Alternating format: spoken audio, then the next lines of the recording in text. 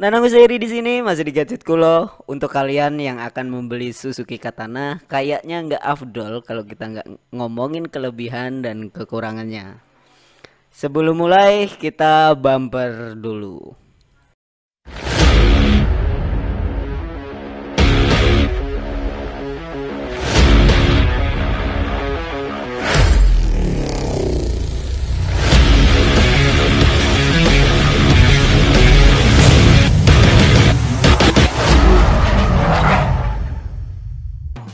Oke, jadi sebelum kita bahas kelebihan dan kekurangannya bersama-sama, jangan lupa untuk klik tombol subscribe, aktifkan loncengnya dan jempolnya untuk like supaya kalian dapat update video terbaru dari Gadget Kulo.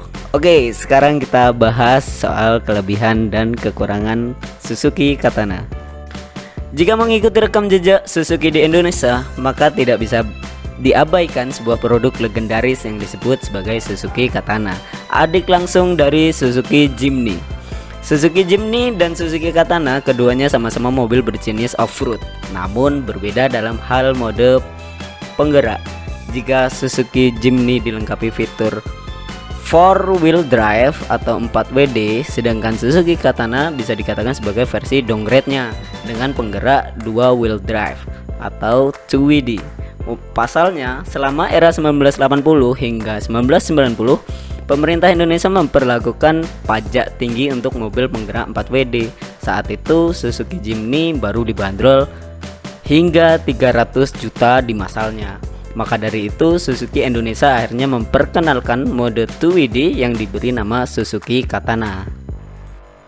Generasi pertama Suzuki Katana pertama kali diperkenalkan pada tahun 1984 di bawah era Indomobil. Ciri-cirinya mudah dikenali, terutama pada bagian atas trapeze, lampu depan bundar dan tanpa tachometer di dashboard. Mesinnya tetap menerapkan kode F10A berkapasitas 45 HP dan torsi maksimal 73,5 Nm.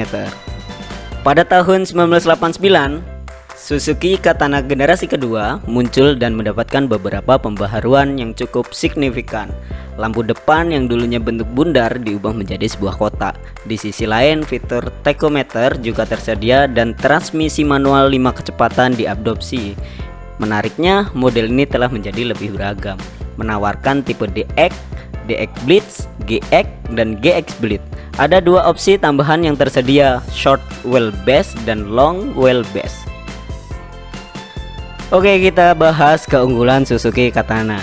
Generasi ketiga Suzuki Katana diluncurkan pada tahun 1993. Model ini mengalami ubahan pada sisi atap yang menjadi lebih tinggi dan lampu kembali berbentuk bundar. Varian mobil pun juga diperpendek yang hanya menawarkan tipe DX dan GX saja. Generasi ketiga adalah generasi terakhir dari Katana. Produksi Suzuki Katana mulai disuntik mati sejak tahun 2007 silam. Meski begitu, pasar mobil bekas Katana masih menarik banyak konsumen. Alasannya cukup menarik, mulai dari suku cadang yang mudah dicari hingga kaki-kakinya yang terkenal bandel. Salah satu keunggulan Katana terletak pada kenyamanan di dalam kabin. Suspensinya yang menerapkan perdaun membuat kaki-kakinya menjadi bandel, lebih tahan untuk kegiatan menanjak atau melaju di medan buruk. Tetapi karena begitu, suspensi ini juga membawa rasa kurang nyaman pada para penumpang sebab bantingan yang keras sehingga kurang nyaman untuk dikendarai jarak jauh. Selain ground clearance yang tinggi untuk menempuh jalanan yang bergelombang, Suzuki Katana menawarkan mode penggerak 2WD yang kurang nyaman saat melakukan kegiatan off-road. Inilah yang membuat mobil Katana masih sering diperjualbelikan di pasar mobil bekas tanah air. Saatnya kita bahas kelebihan Suzuki Katana. Yang pertama, desain eksterior ikonik klasik ala-ala 90-an. Yang kedua, performa mesin Suzuki Katana irit bahan bakar dibanding mobil di segmennya.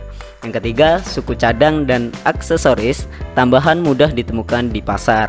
Yang keempat, harga mobil bekas Suzuki Katana cukup murah dan terjangkau.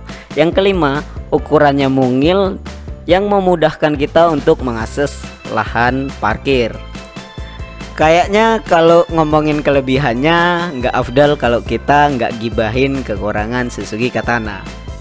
Yang pertama, kalau targetnya off-road, lebih baik pilih Suzuki Jimny tipe 4WD.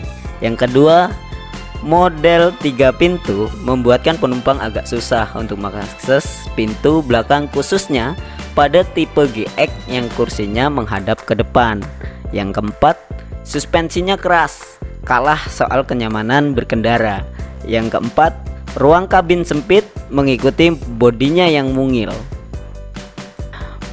Berikut beberapa pilihan Suzuki Katana bekas yang sudah gua rangkum. Mungkin bisa jadi referensi buat kalian yang ngelirik Suzuki Katana buat mobil harian. Gua Danang Husairi, masih di Gadget Kulo. Jangan lupa untuk subscribe, like, dan komen. Dadah.